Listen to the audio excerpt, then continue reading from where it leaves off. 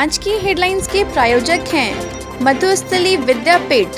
नए सत्र में 11वीं का नामांकन प्रारंभ। आर्ट्स, कॉमर्स और साइंस फैकल्टी का नामांकन शुरू हो चुका है। नमस्कार, न्यूज़ लाइन में आपका स्वागत है। कोरोना का समय चल रहा है, हम भी घर पर हैं, आप भी घर पर हैं, लेकिन खबर भी ज़रूरी है जो आप तक पहुंचानी है। हम घर पर रहकर आप तक न्यूज़ लाइन के तमाम अपडेट्स खबरों से रूबरू करा रहे हैं। आज मधुपुर थाना में जिला के एसपी अश्विनी कुमार सिन्हा पहुंचे और उन्होंने प्रेस वार्ता की। उन्होंने 8 साइबर अपराधियों की गिरफ्तारी की जानकारी दी। इसके साथ ही विगत दिन जो मार्गोमुंडा में लूट कांड हुई थी उसके संबंध में भी 2 अपराधी और पकड़ाए हैं। इसकी भी जानकारी उन्होंने प्रेस वार्ता के दौरान दी। देवघर पुलिस के हत्थे 8 साइबर अपराधियों समेत मार्गोमुंडा थाना क्षेत्र के पंदनिया में हुए 4,65,000 लूटकांड मामले में 2 षड्यंत्रकारियों की भी गिरफ्तारी हुई है। लूटकांड में अपराधियों को आश्रय देने वाला विनय यादव को कुंडा थाना क्षेत्र से और डब्लू यादव को मधुपुर के बोगैया से गिरफ्तार किया गया। इसको लेकर देवघर पुलिस कप्तान अश्विनी सिन्हा ने मधुपुर थाने में प्रेस वार्ता कर जानकारी दी। उन्होंने कहा कि पुलिस टीम ने सोनाराय ठाड़ी थाना क्षेत्र के पिपरा, खागा थाना क्षेत्र के रघुनाथपुर, पाथुल थाना क्षेत्र के संथाली सिमरा और करो थाना क्षेत्र के नागादरी से 8 साइबर अपराधियों को धर दबोचा है। ये सभी साइबर अपराधी फर्जी मोबाइल नंबर से पैसे की तरह के हथकंडे अपनाकर ठगी किया करते थे। अपराधियों के पास से 15 mobile, 20 SIM, bank passbook, ATM card समेत एक बजाज पल्सर बाइक बरामद किया गया।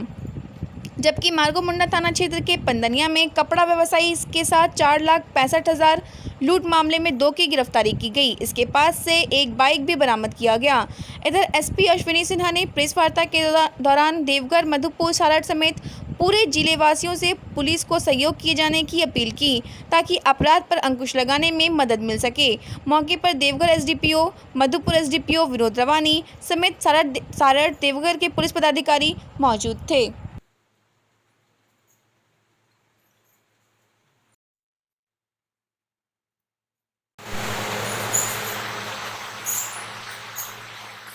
देवघर पुलिस के द्वारा साइबर क्रिमिनल्स के विरुद्ध में लगातार छापामारी अभियान किया जा रहा है और इस छापामारी अभियान के अंतर्गत थाना सोनाराय ठाड़ी, थाना खागा, थाना पथरौल और थाना करौ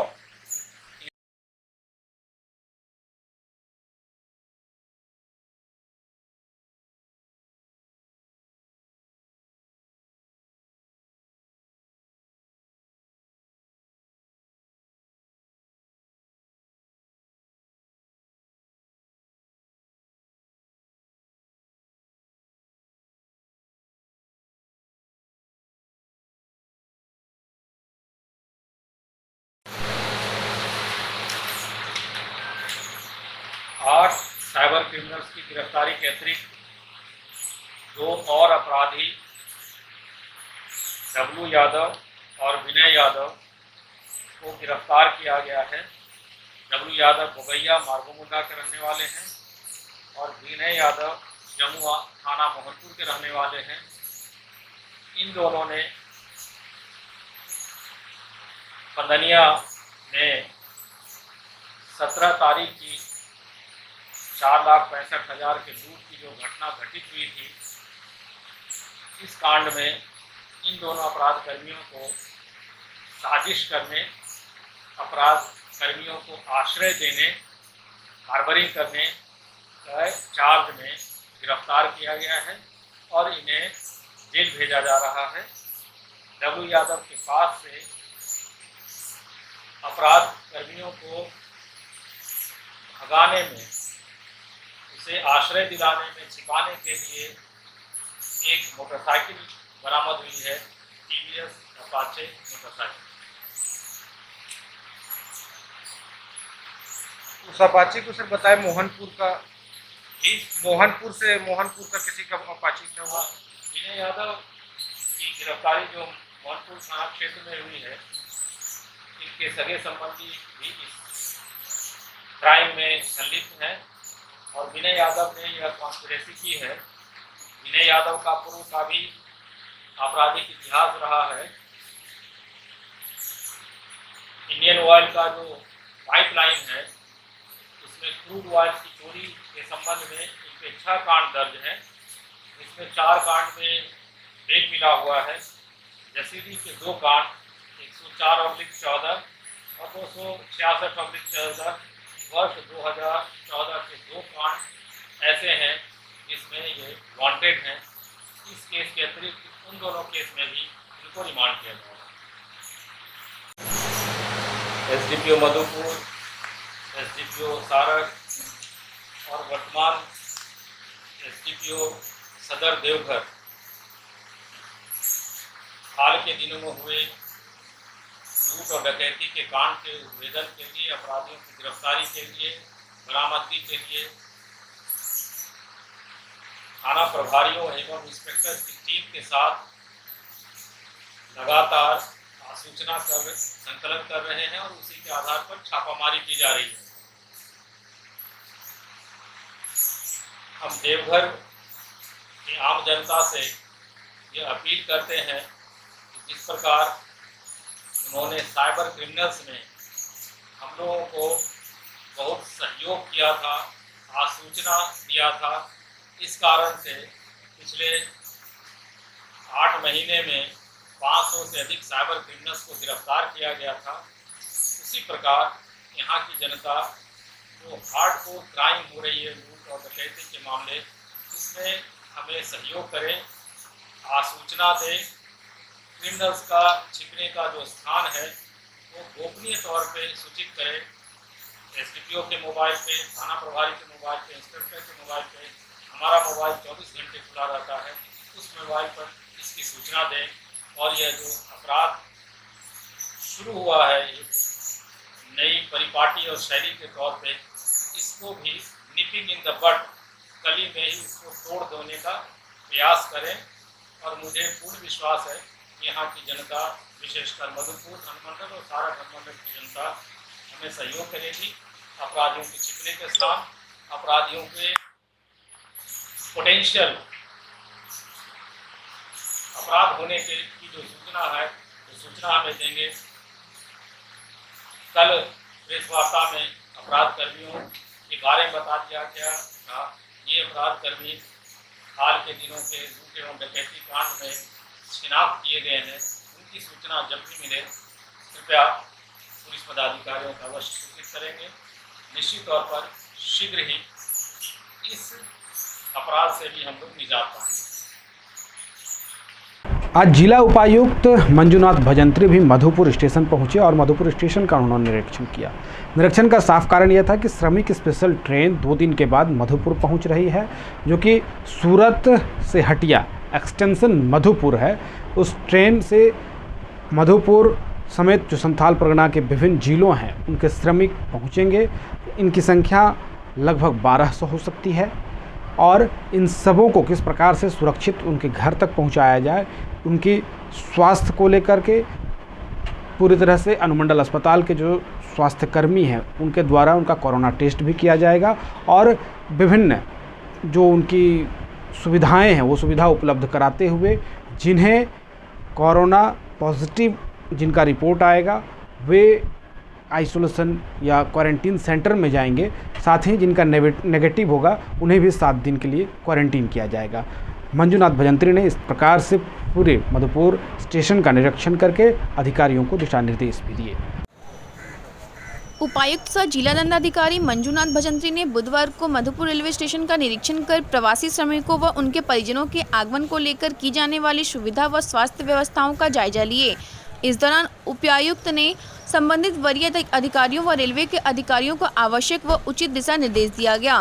निरीक्षण के क्रम में उपायुक्त श्री मंजुनाथ भजंत्री ने स्वास्थ्य टीम को संबंधित नोडल अधिकारी को आवश्यक सभी तैयारियों को ससमय पूरा करते हुए स्वास्थ्य सुविधा से जुड़े सभी कार्यों को दुरुस्त कर लेने का निर्देश दिए ताकि आगे किसी प्रकार की समस्या ना हो। इसके अलावा उपायुक्त द्वारा जानकारी दी गई कि यहां पहुंचने पर यात्रियों की स्क्रीनिंग की जाएगी। जांच में सही पाए गए लोगों को होम क्वारंटाइन में रखा जाएगा। इसके अलावा समय समय पर इनका हेल्थ चेकअप भी किया जाएगा। साथ ही यात्रियों को आरोग्य सेतु ऐप का इस्तेमाल करने के लिए प्रोत्साहित किया गया ताकि इसकी मदद से इन लोगों की सेहत पर नजर रखी जा सके। इस दौरान उपायुक्त के अलावे अपर समाहर्ता चंद्रभूषण सिंह, अनुमंडल पदाधिकारी योगेंद्र प्रसाद, मधुपुर रेलवे स्टेशन के अधिकारी एवं संबंधित अधिकारी व पुलिस पदाधिकारी उपस्थित थे।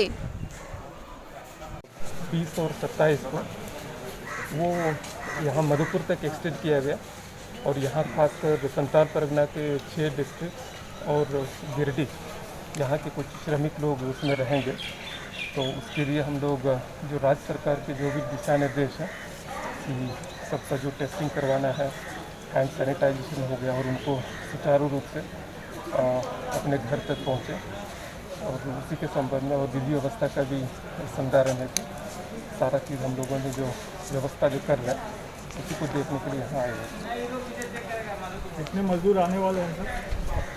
तो एक ट्रेन में लगभग 1500 से 1800 लोग रहेंगे और फ्राइडे को रात को 12:30 बजे मतलब सैटरडे अर्ली मॉर्निंग 0:15 आवर्स में ट्रेन अराइवल है। Saturday early morning 0:15 hours, Friday night पहुँचे। स्वास्थ्य सुरक्षा सप्ताह का चौथा चरण चल रहा है। इसमें इसे लेकर के सरकार ने गाइडलाइन भी जारी कर दी है, लेकिन शहर में अभी भी कई ऐसे भी दुकानदार हैं जो कि सरकार के गाइडलाइनों का अनुपालन नहीं कर रहे हैं। उन सबों से सरकारी कर्मचारियों ने व जो भी इसका अनुपालन करवा रहे हैं वैसे अधिकारियों ने उनसे अर्थदंड वसूला है। मधुपुर शहर के विभिन्न प्रमुख सड़कों में लगाए गए फल व सब्जी विक्रेताओं की दुकानों को कोविड स्वास्थ्य सुरक्षा के चौथे चरण में नियमों का पालन करने के उद्देश्य से मंगलवार को अंचलाधिकारी परमेश्वर कुशवाहा के नेतृत्व में बंद कराया गया। सभी को रेलवे फुटबॉल मैदान में दुकान लगाने की हिदायत दी। सीओ ने कहा कि कोरोना के बढ़ते संक्रमण को देखते हुए शहर में अधिक भीड़भाड़ न लगे, इस उद्देश्य से नगर परिषद द्वारा सभी फल व सब्जी विक्रेताओं को रेलवे फुटबॉल मैदान में दुकान लगाने की बात कही। उन्होंने कहा, पिछले कई दिनों से लगातार प्रशासन सख्ती के साथ कर दुकानों को हिदायत दे रही है, बावजूद यह लोग शहर के मुख्य मार्गों में दुकान लगा रहे हैं। इसके तहत आज सख्ती के साथ जुर्माना वसूला गया। उन्होंने कहा कि अगर यह लोग नहीं मानते हैं तो अनुशासनात्मक कार्यवाही की जाएगी। वहीं शहर की Gandhi Chowk, Hatia Road, Patel Road, Station Road, Rajbari Road, Thana Road, SR Dalmia Road आदि विभिन्न सड़कों का निरीक्षण कर अवैध ढंग से खोले गए कपड़ा समेत अन्य दुकानों को बंद कराया। साथ ही अन्य दुकानों को भी 2 बजे तक बंद कर देने की बात कही। इस दौरान सभी दुकानदारों को कड़ी हिदायत दी गई कि कोरोना के गाइडलाइन का पालन नहीं करने पर उन लोगों के खिलाफ कड़ी कार्रवाई की जाएगी। मौके पर एएसआई अकील अहमद समेत पुलिस के जवान मौजूद। एक्शन एड संस्था व मुकुल माधव संस्थान, साथ में संवाद संस्था के कुंदन भगत के द्वारा आज मधुपुर अनुमंडलीय अस्पताल में ऑक्सीजन कंसंट्रेटर समेत विभिन्न कोरोना किट को मंत्री हफीजुल हसन अंसारी के द्वारा अनुमंडल अस्पताल के उपाधीक्षक डॉक्टर शाहिद को यह सभी सामान सुपुर्द किया गया। इस अवसर पर मधुपुर अनुमंडल पदाधिकारी योगेंद्र प्रसाद भी मौजूद थे। अनुमंडलीय अस्पताल मधुपुर में एक्शन एड संस्था के प्रयास से मुकुल माधव फाउंडेशन के द्वारा BAPIO के सौजन्य से 2 ventilator, 1 oxygen concentrator, oximeter, gloves, N95 mask, paracetamol आदि दवाइयों की किट को माननीय मंत्री हफीजुल हसन के हाथों अनुमंडलीय अस्पताल प्रभारी डॉक्टर शाहिद को सुपुर्द किया गया। मौके पर अनुमंडल पदाधिकारी योगेंद्र प्रसाद, डॉक्टर इकबाल खान, नगर परिषद कार्यपालक पदाधिकारी सुशील कुमार, समाज सेवी कुंदन भगत, शिक्षाविद पंकज पीयूष, झामुमो मीडिया प्रभारी समीर आलम, स्वास्थ्यकर्मी अजय दास, विनय कुमार आदि मौजूद थे। इस अवसर पर मीडिया व उपस्थित कर्मियों को संबोधित करते हुए माननीय मंत्री हफीजुल हसन अंसारी ने संस्थाओं विशेषकर एक्शन एड के कुंदन भगत और शिक्षाविद पंकज पीयूष का विशेष धन्यवाद देते हुए कहा कि इनके प्रयास से ही यह नेक कार्य हो पाया है। यह उपकरण निश्चित ही यहाँ के लोगों की जीवन बचाने के लिए उपयोगी साबित होगी। इसकी कमी काफ़ी समय से महसूस की जा रही थी। उन्होंने इस कार्य में लगे सभी संस्थाओं के प्रति भी आभार व्यक्त किया। मंत्री महोदय ने कहा कि जल्द ही एक एम्बुलेंस व शव वाहन उपलब्ध हो जाएगा। साथ ही इस अवसर पर उन्होंने अनुमंडल अस्पताल में एक अनुमंडल अस्पताल को एक नए अल्ट्रासाउंड मशीन हेतु अपने विधायक फंड से 5 लाख देने की घोषणा की। उन्होंने कहा कि बहुत जल्द अनुमंडल अस्पताल में 50 ऑक्सीजन बेड भी कार्य करने लगेगा।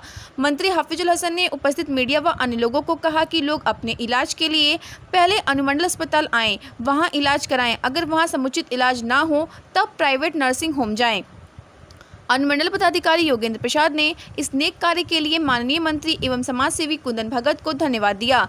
समाज सेवी कुंदन भगत ने कहा कि मधुपुर अनुमंडल अस्पताल में वेंटिलेटर की कमी थी, जिसके कारण लोगों को बाहर इलाज कराना पड़ता था। अब उनका इलाज यहीं हो पाएगा।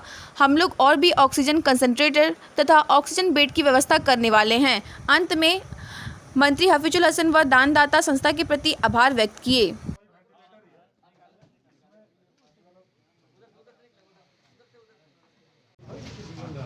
ब्रिटेन में जो प्रवासी डॉक्टर इंडिया के हैं, उनका एक संस्था वहाँ उन लोगों ने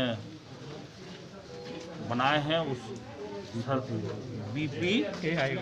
BPAIO के तहत अभी हम लोग को 2 वेंटिलेटर, 1 कॉन्सनट्रेटर, ऑक्सीजन जनरेटर, और ऑक्सीजन कॉन्सेंट्रेटर, और कुछ ऑक्सीमीटर और कुछ सामान हम लोग को मिला गया है। मैं उन लोगों को बहुत बहुत धन्यवाद देता हूं कि उन्होंने हम लोग की बात को सीरियस से लिए और यहाँ कुंदन भाई और पंकज भाई का मेहनत रंग लाया, जो आज हम लोग को ये एसेट्स मिला है। और अभी भविष्य में भी ऑक्सीजन वेंटिलेटर आ चुका है। ये संस्था के द्वारा दिया गया है, माधव फाउंडेशन के द्वारा, और एक ऑक्सीजन जनरेटर आया है, कंसंट्रेटर, जिससे मधुपुर वासियों को बहुत ही लाभ मिलेगा। और जो भी जिससे गंभीर कोविड से बीमार रहेंगे, जिनको वेंटिलेटर की आवश्यकता पड़ेगी, तो ज़रूर हमारे अनुमंडल अस्पताल में ये वेंटिलेटर बेड खाली रहेगा, उन्हें दिया जाएगा, उन्हें लाभ प्राप्त दिया जाएगा। का सिलसिला न्यूज़लाइन पर लगातार जारी है। बने रहें हमारे साथ और आप भी इस कोरोना महामारी के दौरान स्वस्थ रहें, सुरक्षित रहें, अपने घरों पर रहें। धन्यवाद।